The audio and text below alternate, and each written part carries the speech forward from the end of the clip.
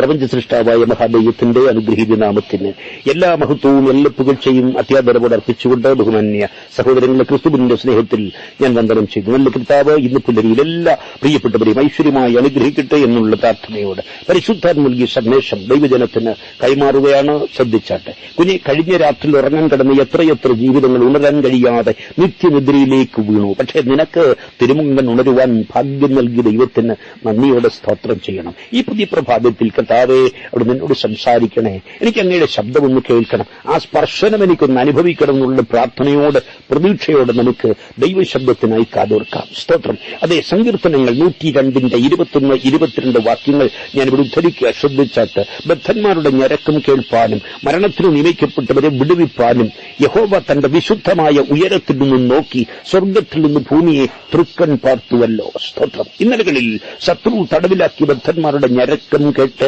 അവരെ വിടുവിച്ച ദൈവം ആമേൻ ഇന്ന് പുലരിയിലും കുഞ്ഞെ നിന്റെ ഞരക്കത്തിന്റെ ശബ്ദം കേൾക്കുന്നുണ്ട്. നിസ്സഹായതയോടെ ഞരങ്ങി കരയുന്നവരെ അവൻ ഉയരത്തിൽ നിന്ന് തൃക്കൺ പാർക്കുന്ന ദൈവം നിന്നെയും കാണുന്നുണ്ട്. മക്കളെ, ശത്രു മരണത്തിന് നിയമിച്ചവരെ വിടുവിക്കാൻ, അതിൽ നിന്ന് വിടുവിക്കുവാൻ സ്വർഗത്തിൽ നിന്ന് നോക്കുന്ന ദൈവം വിശ്വസിക്കുന്ന തന്റെ കുഞ്ഞുങ്ങൾക്ക് വേണ്ടി പ്രവർത്തിക്കുന്നവരാണ്. മക്കളെ, നിന്റെ കഷ്ടത കണ്ടുകൊണ്ട് കർത്താവ് സ്വർഗത്തിൽ ഇരിക്കത്തില്ല കേട്ടോ. അവൻ മേഘത്തെ തന്റെ തേരാക്കി കാറ്റിന് ചെറുതിന്മേലിരുന്ന് പറപ്പിച്ചുകൊണ്ട് നിന്നെ വിടുവിക്കുവാൻ ഇറങ്ങി തരും. അവൻ മരണത്തിന് നിയമിക്കപ്പെട്ടവരെ വിടുവിക്കുവാൻ കഴിവുള്ള ദൈവം ഇന്ന് പ്രഭാതത്തിൽ തന്റെ കുഞ്ഞുങ്ങൾക്ക് വേണ്ടി ഇറങ്ങി വരുന്നവനാ. അറിയിക്കേണ്ടവരൊക്കെ അറിയിച്ചോളാം. ചിലപ്പോൾ ഡോക്ടർ നമ്മളോട് പറയാറില്ലേ, എന്താ ഇതിന്റെ അർത്ഥം? മരണത്തിന് നിയമിക്കപ്പെട്ടു കഴിഞ്ഞു, അങ്ങനെയാ. എന്നാൽ എന്റെ പ്രിയപ്പെട്ടവരെ, ആ സാഹചര്യത്തിൽ ആരെ ആദ്യം അറിയിക്കേണ്ടത്? അറിയിക്കേണ്ടവരെ അറിയിക്കാനല്ലേ പറഞ്ഞത്? അല്ല മക്കളെ, അറിയിക്കേണ്ടവനെ അറിയിക്കണം. മരണത്തെ ജയിച്ച ദൈവപുത്രനെ നീ കാര്യം അറിയിക്കണം. മരണത്തിന്റെ ഗന്ധം അനുഭവിക്കാൻ തുടങ്ങിയെന്ന് മനസ്സു മന്ത്രിക്കുന്ന ജീവിതമേ, മരണത്തിന് നിയമിക്കപ്പെട്ടവരെ വിടുവിക്കാൻ കഴിയുന്ന ദൈവത്തെ കാര്യം അറിയിച്ചാൽ അവിടെ നിനക്ക് വേണ്ടിയുള്ള ദൈവപ്രവൃത്തി വെളിപ്പെടും. ഒരിക്കലേ അത്യാസന്ന നിലയിൽ കിടന്ന ഒരു കുഞ്ഞിനെ നോക്കുന്ന ഡോക്ടർ ആ അമ്മയോട് പറഞ്ഞു, അറിയിക്കേണ്ടവരൊക്കെ അറിയിച്ചു. പക്ഷേ പ്രാർത്ഥിക്കുന്ന മാതാവിന്റെ മറുപടി എന്തായിരുന്നറിയാമോ? ഡോക്ടറെ, അറിയിക്കാനുള്ള ഒരുത്തനെ അറിയിച്ചിട്ടാ ഞാൻ എന്റെ കുഞ്ഞിനെ ഇവിടേക്ക് കൊണ്ടുവന്നത്. മനസ്സിലായോ മക്കളെ? മരിച്ചവനെ ഉയർപ്പിക്കുവാൻ കഴിവുള്ള ദൈവപുത്രനെ നീ വിവരമറിയിച്ചാൽ നിന്റെ തലമുറ നശിച്ചു പോകത്തില്ല. വൈദ്യശാസ്ത്രം വിധി എഴുതിയാലും നല്ല വൈദ്യൻ ആ വിധി തിരുത്തി എഴുതും കുഞ്ഞെ. സ്തോത്രം. മരണത്തിന് നിയമിക്കപ്പെട്ട ബദ്ധന്മാരെ വിടുവിക്കുന്ന ദൈവം.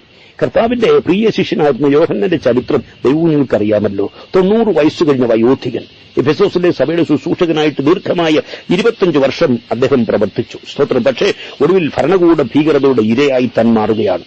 ക്രൂരതയുടെ പര്യായമായി ഡൊമീഷ്യൻ ചക്രവർത്തി സ്നേഹത്തിന്റെ പര്യായമായി യോഹന്നാനെ ഒടുക്കിക്കളയാൻ നിശ്ചയിക്കുന്നു. എന്താ കാരണം? താൻ ദൈവസ്നേഹത്തെക്കുറിച്ച് പ്രസംഗിച്ചു. അതാ കാരണം. അതെ, ദ്യോവിൽ നിന്ന് വീണതെന്ന് വിശ്വസിക്കുന്ന അർത്തിമസിന്റെ വിഗ്രഹം എഫെസോസിലെ ക്ഷേത്രത്തിലുണ്ട്. സ്വർഗത്തിൽ നിന്ന് വീണ ദേവി വിഗ്രഹമെന്ന അവിടെ പ്രചരിപ്പിക്കപ്പെട്ട വിശ്വാസം. ഈ ദുർമൂർത്തിയെ പ്രസാദിപ്പിക്കാനുള്ള പൂജാവിധി മ്ലേച്ഛമായിരുന്നു കേട്ടോ. ഈ ബിംബത്തിന്റെ മുൻപിൽ നഗ്നത പ്രദർശിപ്പിച്ചുകൊണ്ട് ദേവീ പൂജ നടത്തുന്ന 16,000 സ്ത്രീകൾ അവിടെ ഉണ്ടായിരുന്നു. സ്വത്രം. അവിടെ കഴിഞ്ഞ ക്ഷേത്രത്തിൽ തന്നെ കഴിഞ്ഞിരിക്കുക ദേവദാസികൾ എന്ന പേരിൽ. ലോകത്താദ്യമായി സ്ത്രീകൾ പൂജാരിമാരാകുന്നത് എഫെസോസിലെ അർത്തിമസിന്റെ ക്ഷേത്രത്തിലായിരുന്നുവെന്ന് ചരിത്രം പറയുന്നു. ഇവിടെ ദേവീപ്രീതിക്കായി പൂജ നടത്തുവാൻ എത്തുന്നവരും നഗ്നരായിരിക്കണം. അതാ ആചാരം.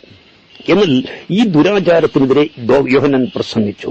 മനുഷ്യന്റെ കൈപ്പണിയായ വിഗ്രഹത്തെ അല്ല നിങ്ങൾ ആരാധിക്കേണ്ടത്. മ്ലേച്ഛതയുടെ പാരമ്യത്തിലല്ല, വിശുദ്ധിയുടെ തികവിൽ സൃഷ്ടാവായ ദൈവത്തെ ആരാധിക്കണം. ദൈവത്തിനായ ക്രിസ്തുവിന് ജീവിതത്തിൽ പ്രഥമ സ്ഥാനം കൊടുക്കണം. അല്ലെങ്കിൽ അന്യദേവനെ കൈക്കൊള്ളുന്നവരുടെ വേദന വർദ്ധിക്കും. പക്ഷേ പ്രസംഗം ചക്രവർത്തിയുടെ നീരസത്തിന് കാരണമായി തീർന്നു. എങ്കിലും എഫെസോസ് പട്ടണത്തിലെ മന്ത്രവാദികളിൽ തന്നെ പ്രമുഖരായ പലരും ദൈവജനം കേട്ടപ്പോൾ, ക്രിസ്തുവിന്റെ സ്നേഹം മനസ്സിലായപ്പോൾ, യാഥാർത്ഥ്യം ബോധ്യപ്പെട്ടപ്പോൾ തങ്ങളുടെ കയ്യിലുണ്ടായിരുന്ന മാന്ത്രിക ഗ്രന്ഥങ്ങൾ ദൈവദാസന്റെ മുമ്പിൽ കൂട്ടിയിട്ടു കത്തിച്ചു. ഈ രീതി കാര്യം മുന്നോട്ട് പോയാൽ ആസ്യ മുഴുവനും ഭജിക്കുന്ന അർത്തിമസ് ദേവിയുടെ ക്ഷേത്രം ഏതുമില്ലെന്ന് വരും. രാജ്യത്തിന്റെ പ്രധാന വരുമാനങ്ങളിലൊന്ന് ഈ ക്ഷേത്രത്തിൽ നിന്ന് ലഭിക്കുന്ന നടവരവാണ്. പലപ്പോഴും ഈ പണമാണ് ഖജനാവ് നിറയ്ക്കുന്നത്. ഇത്രമാത്രം അശുദ്ധി നിറഞ്ഞ ഈ ദേശത്തിന്റെ നടുവിലും പൗലോസിന്റെ ശുശ്രൂഷയാൽ അനുഗ്രഹിക്കപ്പെട്ട ഒരു സത്യസഭ വളർന്നു വരാൻ തുടങ്ങി. ഏതാണ്ട് 3.5 വർഷം പൗലോസ് അവിടെ ശുശ്രൂഷിച്ചതായി തിരുവെഴുത്തിൽ കാണാം. തുടർന്നുള്ള 25 വർഷം യോഹന്നാൻ ശുശ്രൂഷയുടെ ചുമതല ഏറ്റെടുത്തു. സ്തോത്രം. എഫെസോസ് പട്ടണത്തിലെ ജനങ്ങൾ സത്യദൈവത്തെ അറിയാൻ തുടങ്ങിയപ്പോ മിഥ്യാപൂജയെ വെറുക്കാൻ തുടങ്ങി. ചെമ്പുകൊണ്ടുള്ള അർത്തിമസിന്റെ വിഗ്രഹങ്ങൾ ഉണ്ടാക്കി വിൽക്കുന്ന ദെമിത്രിയോസ് എന്ന തട്ടാന്റെ കമ്പനി നഷ്ടത്തിലായി അതോടെ. കാരണം സത്യമറിഞ്ഞവർ വിഗ്രഹം വാങ്ങാതായി. ആയിരക്കണക്കിന് തൊഴിലാളികൾ ജോലി ചെയ്യുന്ന കമ്പനിയാണ്. ഈ ഉപദേശം ഇങ്ങനെ വിട്ടാൽ ഖജനാവ് കാലിയായി പോകും. വിഗ്രഹ നിർമ്മാണ കമ്പനികൾ അടച്ചുപൂട്ടേണ്ടി വരും. തൊഴിലാളികൾക്ക് അവരുടെ ജോലി നഷ്ടമാകും. ഇതുകൂടാതെ 16,000 ദേവദാസികൾ ക്ഷേത്രവുമായി ബന്ധപ്പെട്ട് നടക്കുന്ന മ്ലേച്ഛപൂജയിലെ ഉപഭോഗ വസ്തുക്കളാണ്. അവരുടെ ഉപജീവനവും മുടങ്ങും.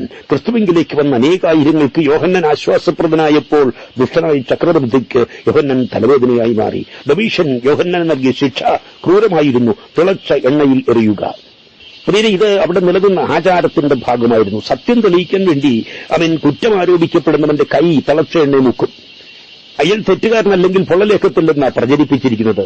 എന്നാൽ തെറ്റ് ചെയ്തിട്ടുണ്ടെങ്കിലും ചെയ്തിട്ടില്ലെങ്കിലും തിളച്ചെണ്ണയെ കൈമൂക്കിയവർക്കെല്ലാം പൊള്ളലേറ്റിട്ടുണ്ട്. അവരെല്ലാവരും കുറ്റവാളികളെന്ന് മുദ്ര കുത്തപ്പെട്ടു. സ്തോത്രം. എന്നാൽ ആ കാലത്താണ് യോഹന്നാൻ പറയുന്നത് സത്യമല്ലെന്ന് വരുത്തി തീർക്കാൻ ഈ ശിക്ഷ വിധിച്ചത്. കൈമാത്രം മുക്കുകയല്ല, തിളച്ച എണ്ണയിൽ അദ്ദേഹത്തെ എടുത്തിടുക. ഇതോടെ അവന്റെ ശല്യം തീരുമെന്ന ചക്രവർത്തി കരുതിയത്. പക്ഷെ മക്കളെ ദഹിപ്പിക്കുന്ന ആത്മീയ ക്രിസ്തു അവന്റെ അകത്തുണ്ടായിരുന്നതിനാൽ യോഹന്നാന് കേടുപറ്റിയില്ല. കുഞ്ഞെ, നിന്നെ ഒതുക്കിക്കളയാൻ ശത്രു എന്തൊക്കെ പദ്ധതികൾ തയ്യാറാക്കിയാലും ദൈവപുത്രനായ ക്രിസ്തു നിന്റെ ഉള്ളിലുണ്ടെങ്കിൽ ശത്രുവിന്റെ ഉദ്ദേശം നടക്കത്തില്ല. മക്കളെ, തിളച്ച എണ്ണയിൽ നിന്നും കേടുകൂടാതെ പുറത്തു വന്ന യോഹന്നാനെ നോക്കി ജനം അത്ഭുതപ്പെടുമ്പോൾ താനിങ്ങനെ പറഞ്ഞിട്ടുണ്ടാകാം, കാര്യമില്ല കേട്ടോ, സാധ്യമില്ല കേട്ടോ, ഇതൊന്നും ആദ്യത്തെ സംഭവമല്ല. മുമ്പൊരിക്കൽ എബ്രായ ബാലന്മാരെ തിളച്ച എണ്ണയിലല്ല എരിയുന്ന തീച്ചൂളിലെടുത്തിട്ടും ഒരു കേടും പറ്റാതെ അവൻ തീയുടെ നടുവിൽ ഇറങ്ങുമെന്ന് സൂക്ഷിച്ച ദൈവം ഇന്നും ജീവിക്കുന്നു. അവിടുന്ന് അവൻ എന്നെയും വിടുവിച്ചത് ആസ്വത്രം. ചക്രവർത്തി യോഹന്നാനെ മരണത്തിന് നിയമിച്ചെങ്കിൽ മരണത്തിന് നിയമിച്ചവരെ വിടുവിക്കുന്ന ദൈവം തന്റെ കുഞ്ഞിനു വേണ്ടി എഴുന്നേറ്റു. വിശുദ്ധിക്ക് വേണ്ടി നിലനിന്ന ഭക്തനെ പൊരിച്ചെടുക്കാൻ തിളപ്പിച്ച എണ്ണയ്ക്ക് കഴിയാതെ വന്നപ്പോ അക്കാലത്ത് ലഭിക്കാവുന്ന ഏറ്റവും മാരകമായ വിഷം തന്നെ യോഹന്നാനെ കുടിപ്പിച്ചെന്ന ചരിത്രം പറയുന്നത്. പക്ഷേ ഡൊമീഷൻ അറിയാത്തൊരു കാര്യമുണ്ടായിരുന്നു. ദൈവപുത്രനെ ഉള്ളത്തിൽ വഹിക്കുന്ന വിശുദ്ധനെ സംബന്ധിച്ചിടത്തോളം സ്വർഗം നിശ്ചയിച്ച സമയത്തിന് മുമ്പ് മരണകരമായി യാതൊന്ന് കുടിച്ചാലും അവന് ഹാനി വരില്ലെന്നുള്ള വാഗ്ദത്തം. അത് ഡൊമീഷൻ അറിയത്തിന്റെ. കുഞ്ഞെ, സ്വർഗത്തിലെ ദൈവം നിശ്ചയിച്ചിരിക്കുന്ന സമയത്തിന് മുമ്പ് നിന്നെ ഒടുക്കിക്കളയാൻ ഒരു ശക്തിക്കും കഴിയത്തില്ല, ഒരാഭിചാരത്തിനും കഴിയത്തില്ല. ചക്രവർത്തി അടുത്ത പദ്ധതി തയ്യാറാക്കി. മരണത്തിന്റെ നിലവറയെന്ന് വിളിക്കപ്പെടുന്ന പത്മോസ് ദ്വീപിലേക്ക് യോഹന്നാനെ നാട് കടത്തി. പക്ഷേ ദൈവത്തിന് തന്റെ കുഞ്ഞിനെക്കുറിച്ച് പ്രത്യേക പദ്ധതി ഉണ്ടായിരുന്നതുകൊണ്ട് മരണത്തിന്റെ നിലവറയെ താൻ വെളിപ്പാടിന്റെ കലവറയാക്കി മാറ്റി. ഈ മരണത്തുരുത്തിലേക്ക് യോഹന്നാനെ കൊണ്ടുവന്ന പായ്ക്കപ്പലിലെ ജീവനക്കാർ അവിടെ കണ്ടത് ഭീകരമായ കാഴ്ചയായിരുന്നു. മുമ്പ് നാടുകടത്തപ്പെട്ട കുറ്റവാളികളുടെ അസ്ഥികഷ്ണങ്ങളും തലയോടുകളും ചിതറിക്കിടക്കുന്ന കാഴ്ച, സീൽക്കാര ശബ്ദത്തോടെ അവൻ ഇഴഞ്ഞു നടക്കുന്ന വിഷസർപ്പങ്ങൾ, കറുത്തിരുണ്ട കരിമ്പാറ കൂട്ടങ്ങളിൽ ആർത്തലയ്ക്കുന്ന ഈദിയൻ തിരമാലയുടെ അലർച്ച, പുതിയ ഇര വീണ് കിട്ടിയതിന്റെ സന്തോഷത്തിൽ ഓരിയിടുന്ന കുറുനരികൾ, ചത്തുവീഴുന്നവനെ കൊത്തിത്തീണാൻ വട്ടമിട്ട് പതക്കുന്ന കഴുകന്റെ ഭീതിപ്പെടുത്ത ചിറകടിയൊച്ച. അങ്ങനെ അവർ കണ്ടതെല്ലാം ഭീകര ദൃശ്യങ്ങളായിരുന്നെങ്കിൽ യോഹന്നാൻ കണ്ടത് തിരസ്കരിക്കപ്പെട്ട ക്രിസ്തുവിനെയാ. Praise the Lord. തുറക്കപ്പെട്ട സ്വർഗമാണ്, മറത്ത് പൊൻകച്ച കെട്ടിയ ദൈവപുത്രനെയാ. സ്വത്രം. എന്റെ മക്കളെ, നീ ആയിരിക്കുന്ന ജീവിത സാഹചര്യം എന്തു തന്നെയായിരുന്നാലും നിന്നെക്കുറിച്ച് ദൈവത്തിന് പദ്ധതിയുള്ളതുകൊണ്ട് പ്രതികൂലത്തിന്റെ നടുവിൽ ഇറങ്ങി വന്ന് അവൻ വെളിപ്പാടിന്റെ കലവറ തുറന്ന് അവൻ നിന്നെ മാനിക്കാൻ എന്റെ ദൈവത്തിന് മനസ്സുണ്ട്. ഈ കർത്താവിനെ ആരാധിച്ചോണം കേട്ടോ, സ്വർഗം നിന്നെ മാനിക്കും. ശ്രദ്ധിക്കണേ, സത്യദൈവം ആരാണെന്ന് മനസ്സിലാക്കി അവന് കൊടുക്കുന്ന ബഹുമാനം ആരാധന. എന്നാൽ ആരാധിക്കുന്ന നിന്നെ മനസ്സിലാക്കുന്ന ദൈവം തരുന്ന അനുഗ്രഹമാ വിടുതൽ. അങ്ങോട്ട് ആരാധന കൊടുത്താൽ ഇങ്ങോട്ട് വിടുതൽ വരുന്ന ദൈവം നിന്നെ ഉള്ളതുപോലെ അറിയുന്നു. മക്കളെ, നിന്റെ അവസ്ഥ അറിയുന്നുണ്ട്. നമുക്ക് നിക്കോദിമോസിന്റെ ചരിത്രം അറിയാമല്ലോ. ഒരിക്കൽ അദ്ദേഹം യേശുവിന്റെ അടുക്കൽ വന്നു. അപ്പൊ കർത്താവ് എന്താ പറഞ്ഞത്? യോഹന്നാൻ 3:3, ആമേൻ ആമേൻ, ഞാൻ നിന്നോട് പറയുന്നു, പുതുതായി ജനിച്ചില്ലെങ്കിൽ ദൈവരാജ്യം കാണാൻ ആർക്കും കഴിയത്തില്ല. ആരാ ഈ വന്ന് നിൽക്കുന്നത്? 1-ാം വാക്യത്തിൽ പറയുന്നു, പരീശന്മാരുടെ കൂട്ടത്തിൽ യഹൂദന്മാരുടെ ഒരു പ്രമാണിയാണ്. എന്ന് പറഞ്ഞാൽ എന്താണ്? പരീശനാണ്, യഹൂദനാണ്, പ്രമാണിയാണ്. അത്രേ അവിടെ നിൽക്കുന്നവരെ കുറിച്ച്, അവിടെ നിൽക്കുന്ന ഇദ്ദേഹത്തെക്കുറിച്ച് അവിടെ നിൽക്കുന്നവർക്ക് അറിയത്തുള്ളൂ, ഈ മനുഷ്യനെക്കുറിച്ച്. പക്ഷേ ആരംഭത്തിൽ തന്നെ അവസാനം അറിയുന്ന കർത്താവിന് മറ്റു ചിലതും കൂടെ അറിയാം. എന്താ അത്? ചില ദിവസങ്ങൾ കൂടി കഴിയുമ്പോൾ അരിമത്തിലെ യോസേഫിന്റെ കൂടെ നിന്നുകൊണ്ട് തന്റെ ജീവനറ്റ ശരീരം ക്രൂശിൽ നിന്ന് ആണിയൂരി ഇറക്കേണ്ടവനാ തന്റെ മുമ്പിൽ നിൽക്കുന്നത്. ഇറക്കുമ്പോൾ നിലത്തു വീണ് അസ്ഥിയൊന്നും ഒടിഞ്ഞു പോകാതെ താങ്ങേണ്ടവനാ ഈ നിൽക്കുന്നത്. കാര്യം ശരിയാ. പക്ഷേ ആമേനാമേൻ, ഞാൻ നിന്നോട് പറയുന്നു, പുതുതായി ജനിച്ചില്ലെങ്കിൽ ദൈവരാജ്യം കാണാൻ നിനക്ക് കഴിയത്തില്ല. സ്വർഗരാജ്യത്തിൽ പ്രവേശിക്കണമെങ്കിൽ, ദൈവരാജ്യം കാണണമെങ്കിൽ കുഞ്ഞെ, നീ വീണ്ടും ജനിക്കണം.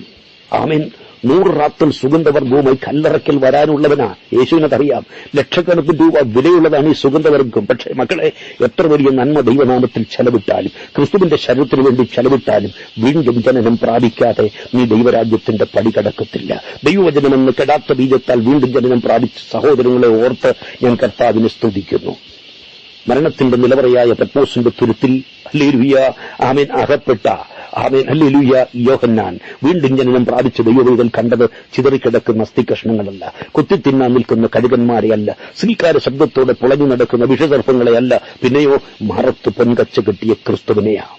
ശ്രദ്ധിക്കൂ, 1-ാം അധ്യായത്തിൽ യോഹന്നാൻ തേജസ്കരിക്കപ്പെട്ട ക്രിസ്തുവിനെ കാണുന്നു. 2-3 അധ്യായങ്ങളിൽ സഭയുടെ നടുവിലുലാവുന്ന ക്രിസ്തുവിനെ കാണുന്നു. 4-5 അധ്യായങ്ങളിൽ ആരാധന സ്വീകരിക്കുന്ന ക്രിസ്തുവിനെ കാണുന്നു. 6-7 അധ്യായങ്ങളിൽ വെളിപ്പെടാനിരിക്കുന്ന എതിർ ക്രിസ്തുവിനെ കാണുന്നു. 8 മുതൽ 18 വരെ മേലാൽ സംഭവിക്കാനിരിക്കുന്ന കാര്യങ്ങൾ കാണുകയാ. 19-20 അധ്യായങ്ങളിൽ സഭയാ മണവാട്ടിയെ കാണുന്നു. 21-22 അധ്യായങ്ങളിൽ വീണ്ടും ജനനം പ്രാപിച്ച ആമേൻ ഹല്ലേലൂയ ദൈവകുഞ്ഞുങ്ങളുടെ നിത്യാനന്ദം കാണുകയാ. ഇന്ന് പുലരിയിൽ എന്നെ കേൾക്കുന്ന ദൈവത്തിന്റെ ജനമേ, പ്രതിസന്ധിയുടെ നടുവിൽ നീ കാണേണ്ടത് പ്രതികൂലമുണ്ടാക്കുന്ന പിശാചിനെയല്ല, പ്രതികൂലത്തെ ശാസിക്കുന്ന എന്റെ കർത്താവിനെയാണ്.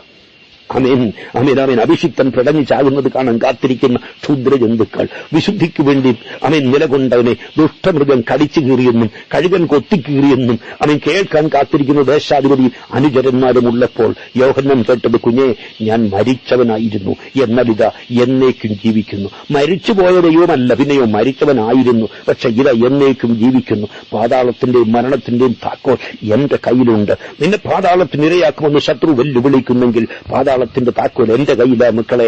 മരണം നിന്റെ കണ്ണുപൊത്തുമെന്ന് അട്ടഹസിക്കുമ്പോൾ കുഞ്ഞെ, മരണത്തിന്റെ താക്കോൽ എന്റെ കയ്യിലാണ്. ഹല്ലേലൂയ. അവൻ ആംബുലൻസിന്റെ ശബ്ദം നിന്റെ വീട്ടുമുറ്റത്ത് വന്നു നിൽക്കുന്നത് കേൾക്കാൻ കാത്തിരിക്കുന്നവരുള്ളപ്പോൾ അവൻ സ്വർഗത്തിലെ ദൈവം പറയുന്നു, കുഞ്ഞേ മരണത്തിന്റെ താക്കോൽ എന്റെ കയ്യിലാണ്. ഒരിക്കൽ ക്രിസ്തുവിന്റെ മാറിൽ ചാരിയിരുന്ന യോഹന്നാൻ ഇതാ മാറത്ത് പൊൻകച്ച കെട്ടിയ ക്രിസ്തുവിനെ കണ്ടപ്പോൾ ആ കാൽക്കൽ വീണു ആരാധിച്ചവനെ സ്വർഗീയ വെളിപ്പാട് നൽകി ദൈവം ആദരിച്ചു. ഇന്ന് പ്രഭാതത്തിൽ ദൈവശബ്ദം കേൾക്കുന്ന ജീവിതമേ, അവിടുത്തെ കാൽക്കലൊന്ന് വീണ് കിടക്കാൻ കഴിയുമെങ്കിൽ നിന്റെ കുടുംബത്തിൽ ആർക്കും ലഭിച്ചിട്ടില്ലാത്ത സ്വർഗീയ അനുഗ്രഹം ദൈവം നിന്നെ നിനക്ക് നൽകി മാനിക്കും. ആമേൻ ആമേൻ ആമേൻ. ഞാൻ നിന്നോട് പറയുന്നു, പുതുതായി ജനിച്ചില്ലെങ്കിൽ നീ ദൈവരാജ്യം കാണുകയില്ല. ഒരുപക്ഷെ പ്രിയപ്പെട്ടവരെ, താങ്കൾ ജീവകാരുണ്യ പ്രവർത്തനം ചെയ്യുന്ന ആളായിരിക്കാം, മറ്റുള്ളവരെ അകമഴിഞ്ഞ് സഹായിക്കാൻ മനസ്സുള്ളവനായിരിക്കാം, ക്രിസ്തീയ കുടുംബത്തിൽ ജനിച്ച വ്യക്തിയായിരിക്കും, തീർച്ചയായും നല്ലത് തന്നെ. എന്നാൽ വീണ്ടും ജനനം പ്രാപിച്ചില്ലെങ്കിൽ സ്വർഗരാജ്യത്തിന്റെ പടി കാണത്തില്ല. തേജസ്കരിക്കപ്പെട്ട ക്രിസ്തുവിന്റെ സന്നിധിയിൽ വീണ് കിടന്ന യോഹന്നാനെ പിടിച്ചെഴുന്നേൽപ്പിച്ചുകൊണ്ട് കർത്താവ് ചോദിക്കുന്നു, മക്കളെ, നിന്റെ ഇപ്പോഴത്തെ പ്രശ്നം മരണമാണോ? ഞാൻ മരിച്ചവനായിരുന്നു, ഇതാ എന്നേക്കും ജീവിക്കുന്നു. കുഞ്ഞെ, നീ ഇന്നല്ലേ മരണത്തെ അഭിമുഖീകരിക്കുന്നത്? ഞാൻ മരിച്ചവനായിരുന്നു, എന്നാൽ എന്റെ മരണത്താൽ നിന്റെ മരണം നീക്കിയവനാ ഞാൻ. പരിശുദ്ധാത്മാവിന്റെ ആലോചന ഏറ്റെടുക്കുന്ന ദൈവത്തിന്റെ പൈതലേ, നിന്റെ പ്രാണന് വിരോധമായി ശത്രു ഉയർത്തിക്കൊണ്ടുവരുന്ന പോരുകളെ വെട്ടിമാറ്റി നിനക്ക് ജയം തരുന്നു നൽകുന്ന കർത്താവ് ഇന്നും ജീവിക്കുന്നു കേട്ടോ. യോഹന്നാനെ, നീ ഇന്നും മരണത്തെ ഭയപ്പെടുകയാണോ? ഞാൻ മരിച്ചവനായിരുന്നു, ഇതാ എന്നേക്കും ജീവിക്കുന്നു. മരണത്തെ ജയിച്ചുയർത്തെടുത്തിട്ട് ക്രിസ്തു പാതാളത്തിലേക്ക് ഇറങ്ങിയിട്ട് വെറുതെ കയറി വന്നില്ല കേട്ടോ. മരണത്തിന്റെയും പാതാളത്തിന്റെയും താക്കോലുമായി അവൻ വന്നു. വീണ്ടെടുക്കപ്പെട്ട ദൈവത്തിന്റെ പ്രാണൻ അതുകൊണ്ട് ക്രിസ്തുവിന്റെ ജീവഭണ്ഡാരത്തിൽ കെട്ടപ്പെട്ടിരിക്കുന്നു. ഹല്ലേലൂയ. നമുക്ക് ധൈര്യത്തോട് പറയാം, ഹേ മരണമേ, നിന്റെ ജയമെവിടെ? എനിക്ക് ജീവിക്കുന്നത് ക്രിസ്തുവും മരിക്കുന്നത് ലാഭവുമാകുന്നു. മരണത്തിനായി നിയമിക്കപ്പെട്ടവരെ വിടുവിക്കുന്ന ദൈവത്തെ നമുക്ക് യോനയുടെ അനുഭവത്തിൽ കാണാം, യോഹന്നാന്റെ പുസ്തകത്തിൽ കാണാം. യോന കടലാനയുടെ വയറ്റിലിരിക്കുന്നു. കടലാനയെന്നും മഹാമത്സ്യമെന്നും പറഞ്ഞിരിക്കുന്നത് നീലത്തിമിംഗലമെന്ന ജീവിയെക്കുറിച്ചാണെന്ന പണ്ഡിതമതം. ഈ അടുത്ത കാലത്ത് കാലിഫോർണിയയിലെ ന്യൂപോർട്ട് ബീച്ചിന് സമീപത്ത് 100 സഞ്ചാരികളുമായി യാത്ര ചെയ്തൊരു ബോട്ട് പോകുമ്പോൾ തൊട്ടടുത്തായി ഒരു നീലത്തിമിംഗലം സാവധാനം നീന്തുന്നുണ്ടായിരുന്നു. 100 സഞ്ചാരികളെ കയറ്റിയ ആ ബോട്ടിന് ഇതിന്റെ വാലിന്റെ വലിപ്പം പോലും ഇല്ലായിരുന്നത്രേ. അതാ ദൃക്സാക്ഷികൾ പറയുന്നത്. ഇങ്ങനെയുള്ള ഒരു മഹാമത്സ്യം ഒരാനയെ വിഴുങ്ങിയാലും ഒരു ദിവസം കൊണ്ട് ദഹിച്ചു പോകും. എന്നിട്ടും ഈ കടലാനയുടെ വയറ്റിൽ 3 രാവും 3 പകലും യോന എന്ന മനുഷ്യൻ കഴിച്ചുകൂടി. 3-ാം ദിവസം മഹാമത്സ്യം അവനെ എത്തേണ്ടടുത്ത് എത്തിച്ചു. താൻ അവിടെ എഴുന്നേറ്റ് നിന്ന് ആ ദേശത്ത് സുവിശേഷം പ്രസംഗിച്ചു. അതായിരുന്നു ദൈവത്തിന്റെ പദ്ധതി. കുഞ്ഞേ, നിന്നെക്കുറിച്ച് ദൈവത്തിന് പദ്ധതിയുണ്ടെങ്കിൽ ശത്രു നിന്നെ മരണത്തിന് നിയമിച്ചാലും ആ മരണക്കുഴിയിൽ നിന്ന്, ആ തീച്ചൂളയിൽ നിന്ന്, അവൻ മരണ നിലവറയാകുന്ന പത്മോസിൽ നിന്ന് വിടുവിച്ച് കർത്താവ് തന്റെ ഉദ്ദേശം നിന്നിലൂടെ തന്നെ നിവർത്തിക്കും. അവൻ ആനയെപ്പോലും ദഹിപ്പിച്ചു കളയാൻ ശക്തിയുള്ള മഹാമത്സ്യത്തിന്റെ ദഹനേന്ദ്രിയത്തിനുള്ളിൽ യോനയെ ദൈവം ഉദ്ദേശിച്ച സ്ഥലത്ത് കൊണ്ടുവന്ന് ശുശ്രൂഷ നിവർത്തിച്ചെങ്കിൽ ഈ ദൈവത്തിനും നിന്നെയും എത്തേണ്ടടുത്ത് എത്തിക്കാൻ കഴിയും.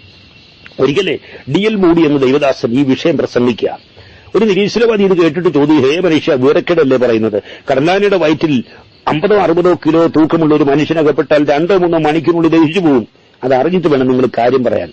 അതിന് മൂടിയുടെ മറുപടി എന്തായിരുന്നു? സ്നേഹിത, കടലാനയെ വിഴുങ്ങി അവൻ കടലാന യോനയെ വിഴുങ്ങിയെന്ന് ഈ പുസ്തകം പറയുന്നു. ഞാനത് വിശ്വസിക്കുന്നു.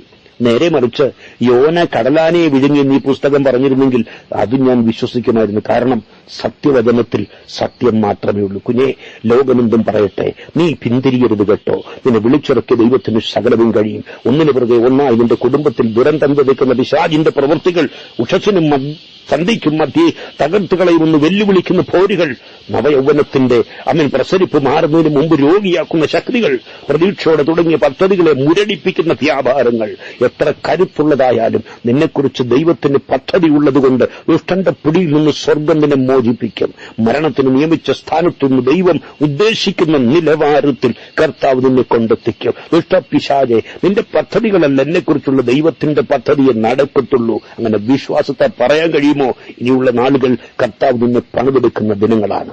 ദൈവത്തിന് സ്തോത്രം, ദൈവത്തിന് സ്തോത്രം. എത്ര പേർക്ക് ഈ സന്ദേശം മനസ്സിലായി? എത്ര പേര് ഈ സന്ദേശം ഏറ്റെടുക്കുന്നു? കുഞ്ഞെ, നീ വീണ്ടും ജനനം പ്രാപിച്ചിട്ടുണ്ടോ? അവൻ ഇന്ന് പകലിൽ ഇത് നിനക്ക് വേണ്ടിയുള്ള ദൈവത്തിന്റെ ആലോചന. ഈ സന്ദേശം കേട്ടവരിൽ ആരെങ്കിലും വീണ്ടും ജനം പ്രാപിക്കാത്തവരായിട്ടുണ്ടെങ്കിൽ, മക്കളെ, ഇത് നിന്നോടുള്ള ദൈവത്തിന്റെ ആലോചനയാ. ഇനിയൊരു അവസരം കിട്ടുമെന്ന് ചിന്തിക്കരുത്. ഇന്ന് പ്രഭാതത്തിൽ നീ കേൾക്കേണ്ട ആലോചനയാ സ്വർഗം നൽകിയത്. ഈ പ്രഭാതം ദൈവം നിനക്കു വേണ്ടി നിയമിച്ചതാ, നിശ്ചയിച്ചതാ. ഇപ്പോഴാകുന്നു സുപ്രസാദ കാലം, ഇപ്പോഴാകുന്നു രക്ഷാ ദിവസം. അവനെ കൈക്കൊണ്ട് അവന്റെ നാമത്തിൽ വിശ്വസിക്കുന്ന ഏവർക്കും ദൈവമക്കളാകുവാൻ അവൻ അധികാരം കൊടുത്ത അവകാശമല്ല മക്കളെ, അധികാരം തരികയാണ്. സ്വർഗീയ കുടുംബത്തിലെ അംഗമാകാനുള്ള അധികാരം. ദൈവപുത്രനായ യേശു ക്രിസ്തുവിന്റെ രക്തം സകല പാപവും പോക്കി നിന്നെ ശുദ്ധീകരിക്കും. ആമേൻ, ഹല്ലേലൂയ. രക്താംബരം പോലെ ചുവപ്പായ പാപമായിരിക്കാം ഒരുപക്ഷെ ആരും ക്ഷമിക്കത്തില്ലെന്ന് ചിന്തിക്കുന്നുണ്ടാകുക. പക്ഷേ എന്റെ യേശു ക്ഷമിക്കും മക്കളെ. ആ കർത്താവിനോട് നീ പറഞ്ഞാട്ട്, അപ്പാ എന്റെ പാപം ക്ഷമിക്കണമേ. മറ്റൊരുത്തനിലും രക്ഷയില്ല കേട്ടോ. നാം രക്ഷിക്കപ്പെടുവാൻ